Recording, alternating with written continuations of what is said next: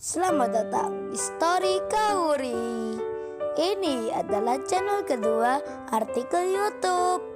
Jangan lupa subscribe ya guys, dan tekan notifikasinya. Kisah pemuda kaya, anak bos besar, pemilik 73 perusahaan, yang menjadi cleaning service. Episode 514. Kenshin dan Iwan, yang tiba-tiba mendengar permintaan tolong dari arah rumahnya Rena. Kenshin pun langsung saja berlari masuk ke rumah itu, dan mendapati Rena dalam bahaya, sedang didekati seorang pria yang akan berbuat tak baik ke dirinya. Kenshin pun langsung menghalaunya, menghentikan laki-laki itu. Pak Jeffrey pun kaget sekali. Ada orang yang datang ke sini. Seketika itu juga, si Rena pun melihat Kenshin. Terkejut pula dirinya, dan langsung memeluk Kenshin. Si Rena merasa aman. Ketakutannya jadi hilang. Kenshin pun bicara, "Sudah Mbak Rena, nggak mengapa. Saya sudah ada di sini." Iwan pun langsung berkata, "Waduh, ada penjahat rupanya. Sudah tua tak tahu diri." Pak Jeffrey pun menjawabnya, "Kurang ajar sekali kamu ngomongnya. Saya di sini mau membantu Mbak Rena dibilang penjahat. Kamu ini anak mana datang-datang tak sopan." Pak Jeffrey berkilah bicaranya, sebab panik ingin membela diri. Iwan pun membalasnya, "Anda ini sudah kepergok malah bilang begitu. Mbak Rena, apa yang dilakukan orang ini?" Rena yang memeluk Kenshin langsung sadar dirinya, dan melepas pelukannya. Rena pun bicara, "Orang itu hendak berbuat tak baik ke saya." Pak Jeffrey masih membela diri dengan berkata, "Anda Mbak Rena main tuduh saja.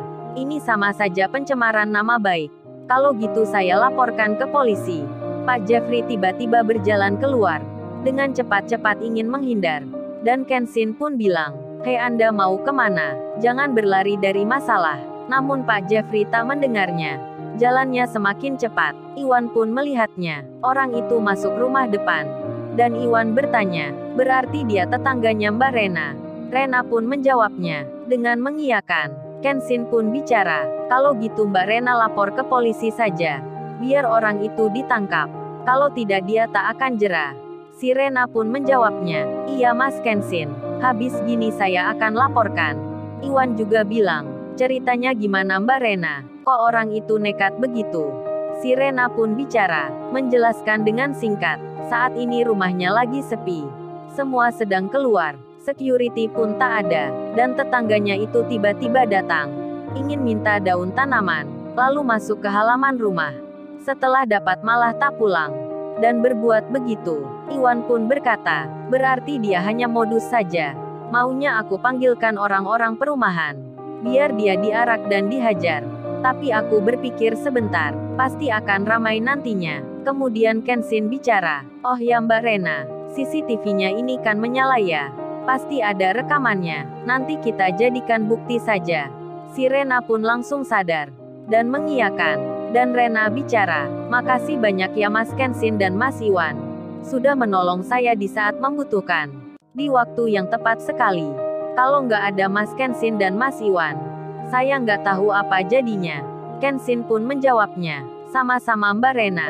Saya juga senang sekali bisa cepat mengetahui dan menolong Mbak Rena." Iwan pun demikian, bicara seperti itu. Kemudian Rena bertanya, "Oh ya Mas Kenshin, kok tiba-tiba ke sini? Memangnya ada keperluan apa ya?"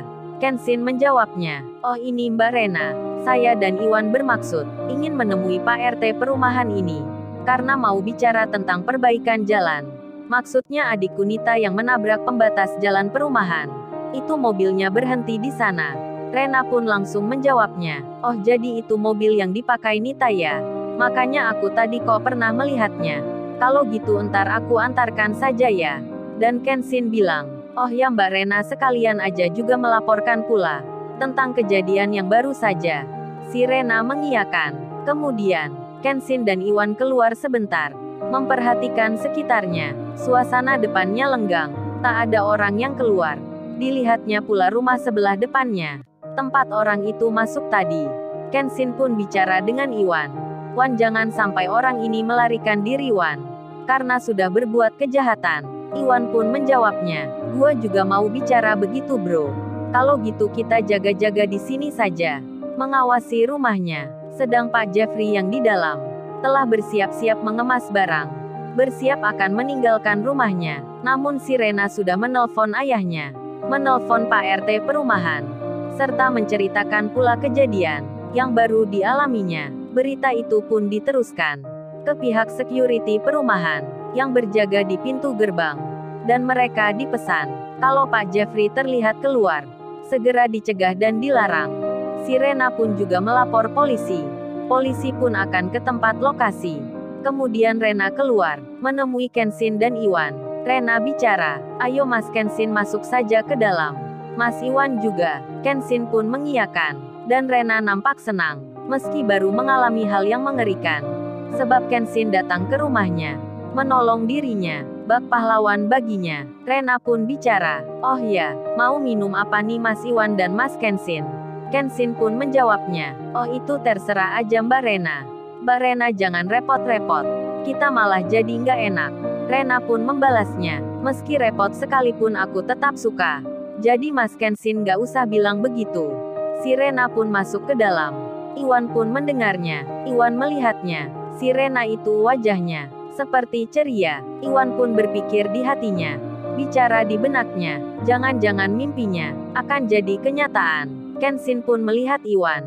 Dan Kenshin bilang, "Hei lu Wan, pasti lu berpikir mimpimu. Jangan berpikir aneh-aneh Wan. Gua sudah punya Kaori Wan." Kenshin tertawa pelan. Dan Iwan menjawab, lu tahu aja bro kalau aku berpikir begitu. Kenshin membalasnya, ya jelas Wan gerak-gerikmu mencurigakan. Gua bisa mudah menebaknya. Kemudian Kenshin bicara, ya sudah Wan, kalau gitu aku tak telepon Kaori dulu. Minta izin ke dirinya. Kenshin pun menelpon istrinya. Kaori mengangkatnya. Kaori bicara, halo Sai, udah ya urusannya. Kalau udah selesai cepat pulang ya. Ini ayamnya udah matang. Entar keburu dingin gak enak. Kenshin menjawabnya, masih belum selesai Kaori. Aku belum menemui Pak RT-nya. Nita pun ke rumah temannya.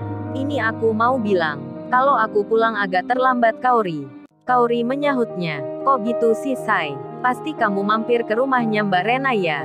Kenshin bicara terus terang. Iya Kaori, aku bersama Iwan sedang di rumahnya. Kaori pun berkata, emang ada kepentingan apa Sai? Kan keperluan kamu cuman memperbaiki jalan saja. Kamu sudah punya istri lo. Nggak baik mampir ke rumah wanita lain. Kaori cemburu menyindir Kenshin. Dan Kenshin pun menjawabnya, ya iyalah Kaori. Aku juga tahu itu. Aku sudah punya istri kamu. Istriku yang paling cantik. Istriku yang paling manja. Yang paling aku sayang. Dan paling aku cinta. Muah-muah. Kenshin memuji istrinya. Kaori menjawabnya, ah kamu Sai merayu aja. Kenshin pun berkata, itu beneran Kaori. Aku kesini rupanya tepat sekali. Sebab Mbak Rena hampir saja dicelakai orang. Rumahnya sepi. Mbak Rena sendiri. Dan tetangga depannya, seorang laki-laki, masuk ke rumahnya. Dan hendak berbuat asusila. Mbak Rena minta tolong. Aku dan Iwan yang kebetulan lewat. Langsung mendengarnya. Begitu istriku ceritanya. Jadi aku sekarang di sini. Menunggu polisi datang. Sekalian akan bertemu Pak RT. Mendengar hal itu, Kaori pun bersimpati. Dirinya jadi mengerti dengan alasan suaminya. Dan Kaori bilang, ya udah Sai hati-hati ya. Kalau udah selesai cepat pulang ya. Aku titip salam ke Mbak Rena. Pembicaraan itu selesai. Tak lama kemudian si Rena pun datang. Sambil membawa minuman. Sedang Pak Jeffrey itu keluar. Dengan naik mobilnya, cepat-cepat meninggalkan rumahnya. Kenshin dan Iwan pun tak mengetahuinya. Begitu pula dengan Rena. Mobilnya Pak Jeffrey berjalan. Dirinya merasa aman. Saat sampai pintu gerbang, security melihatnya. Lalu, bagaimana kisah selanjutnya? Subscribe channel ini untuk episode berikutnya. Terima kasih. Jangan lupa ya guys, untuk kelanjutan ceritanya ada di channel Story Kaori. Jangan lupa subscribe ya guys. Dan tekan notifikasinya.